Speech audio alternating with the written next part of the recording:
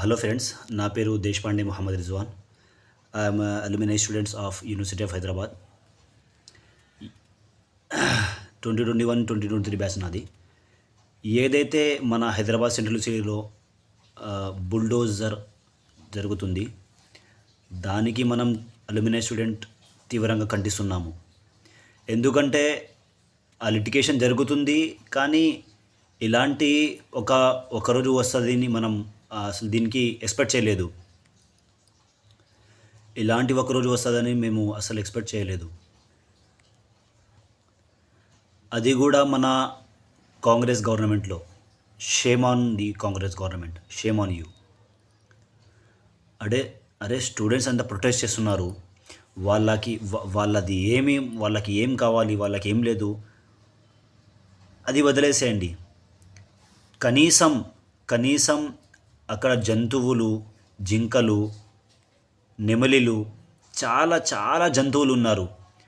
అది వీరు చూసి నేను ఎట్లా అరుస్తున్నారంటే వాళ్ళ బాధ, పీకాక్ బాధ, జింకలు చచ్చిపోతున్నారు. దానికి మీరు ఇంత రాంగ్గా మీరు చేస్తున్నారంటే చాలా ఇది బాధాకరమైన విషయం. ఇప్పుడు కూడా పోయేదేం లేదు. రేవంత్ రెడ్డి గారు, తెలంగాణ గవర్నమెంట్, మేము ఒకరే రిక్వెస్ట్ చేస్తున్నాం మీకు, ఇది దయచేసి ఆపేసేయండి. దయచేసి ఇది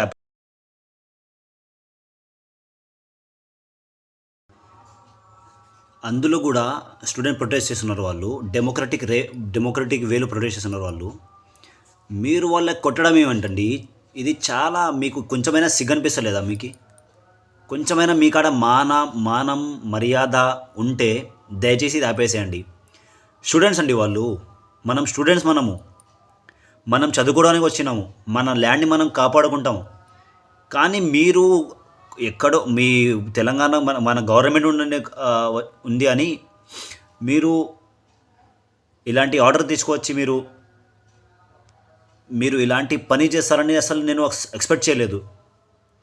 మనం ఎన్ఎస్ఓఏ స్టూడెంట్, మనం కార్యకర్తం, మేము కూడా ఇది ఎక్స్పెక్ట్ చేయలేదు ఇది జరుగుతుందని. అలా ఎట్లా కొడతారండి మీరు స్టూడెంట్స్కి?